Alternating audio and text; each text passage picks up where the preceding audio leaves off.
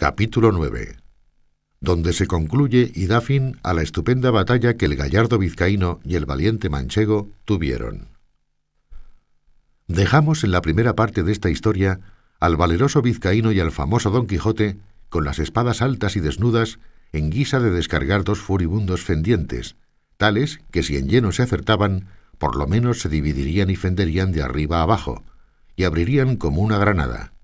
Y en aquel punto tan dudoso paró y quedó destroncada tan sabrosa historia, sin que nos diese noticia su autor dónde se podría hallar lo que de ella faltaba.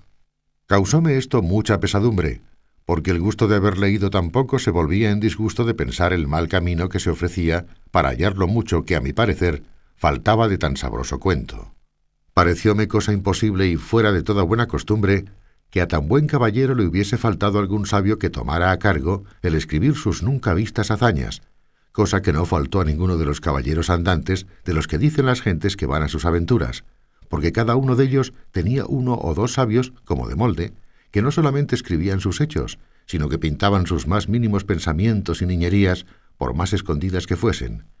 Y no había de ser tan desdichado, tan buen caballero, que le faltase a él lo que sobró a Platir y a otros semejantes.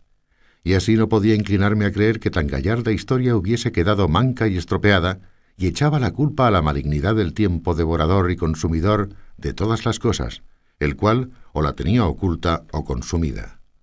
Por otra parte, me parecía que pues entre sus libros se habían hallado tan modernos como Desengaño de celos y Ninfas y pastores de Henares, que también su historia debía de ser moderna, y que ya que no estuviese escrita, estaría en la memoria de la gente de su aldea y de las de ella circunvecinas. Esta imaginación me traía confuso y deseoso de saber real y verdaderamente toda la vida y milagros de nuestro famoso español Don Quijote de la Mancha, luz y espejo de la caballería manchega, y el primero que en nuestra edad y en estos tan calamitosos tiempos se puso al trabajo y ejercicio de las andantes armas, y al de desfacer agravios, socorrer viudas y amparar doncellas de aquellas que andaban con sus azotes y palafrenes, y con toda su virginidad a cuestas de monte en monte y de valle en valle, que si no era que algún follón o algún villano de hacha y capellina o algún descomunal gigante las forzaba, doncella hubo en los pasados tiempos que al cabo de 80 años, que en todos ellos no durmió un día debajo de tejado, se fue tan entera a la sepultura como la madre que la había parido. Digo pues que por estos y otros muchos respetos es digno nuestro gallardo Quijote de continuas y memorables alabanzas, y aun a mí no se me debe negar por el trabajo y diligencia que puse en buscar el fin de esta agradable historia, aunque bien sé que si el cielo, el caso y la fortuna no me ayudaran, el mundo quedara falto y sin el pasatiempo y gusto que bien casi 2 horas podrá tener el que con atención la leyere.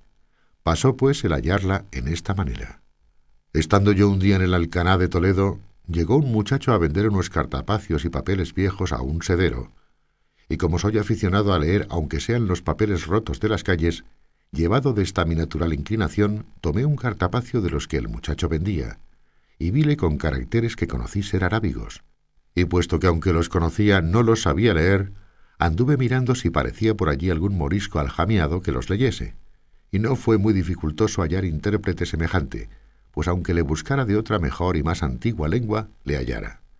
En fin, la suerte me deparó uno que, diciéndole mi deseo y poniéndole el libro en las manos, le abrió por medio, y leyendo un poco en él, se comenzó a reír.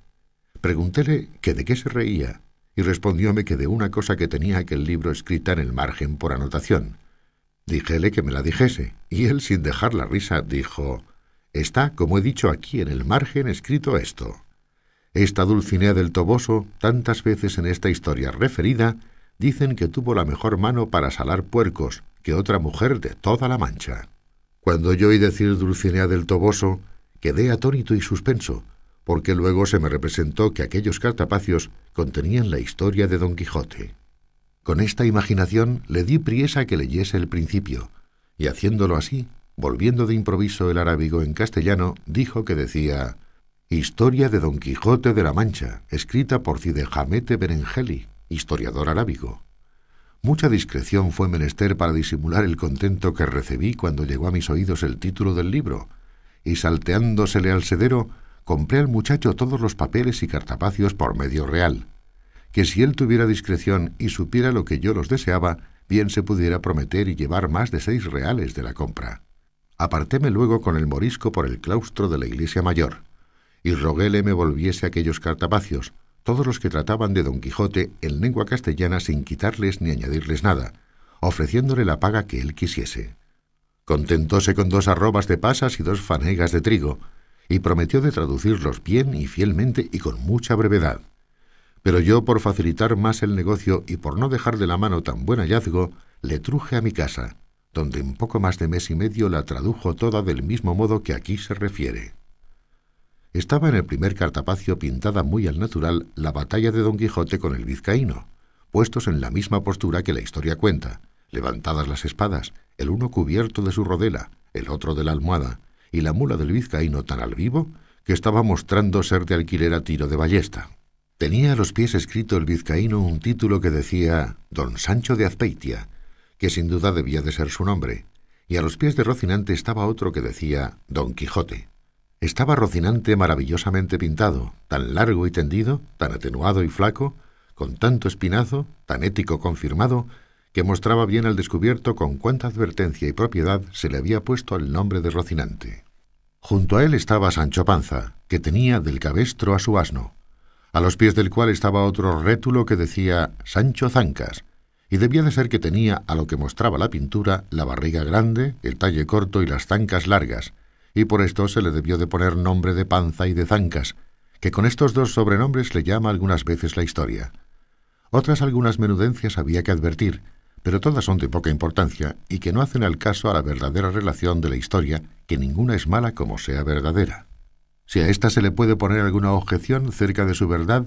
no podrá ser otra sino haber sido su autor arábigo, siendo muy propio de los de aquella nación ser mentirosos, aunque por ser tan nuestros enemigos, antes se puede entender haber quedado falto en ella que demasiado, y así me parece a mí, pues cuando pudiera y debiera extender la pluma en las alabanzas de tan buen caballero, parece que de industria las pasa en silencio, cosa mal hecha y peor pensada, habiendo y debiendo ser los historiadores puntuales, verdaderos y no nada apasionados, y que ni el interés ni el miedo, el rencor ni la afición, no les haga torcer del camino de la verdad, cuya madre es la historia, émula del tiempo, depósito de las acciones, testigo de lo pasado, ejemplo y aviso de lo presente, advertencia de lo porvenir. En esta sé que se hallará todo lo que se acertare a desear en la más apacible, y si algo bueno en ella faltare, para mí tengo que fue por culpa del galgo de su autor, antes que por falta del sujeto. En fin, su segunda parte, siguiendo la traducción, comenzaba de esta manera. Puestas y levantadas en alto las cortadoras espadas de los 2 valerosos y enojados combatientes, no parecía sino que estaban amenazando al cielo, a la tierra y al abismo, tal era el denuedo y continente que tenían. Y el primero que fue a descargar el golpe fue el colérico vizcaíno, el cual fue dado con tanta fuerza y tanta furia, que a no volvérsele la espada en el camino, aquel solo golpe fuera bastante para dar fin a su rigurosa contienda y a todas las aventuras de nuestro caballero. Mas la buena suerte, que para mayores cosas le tenía guardado, torció la espada de su contrario, de modo que aunque le acertó en el hombro izquierdo, no le hizo otro daño que desarmarle todo aquel lado, llevándole de camino gran parte de la celada con la mitad de la oreja, que todo ello con espantosa ruina vino al suelo, dejándole muy maltrecho.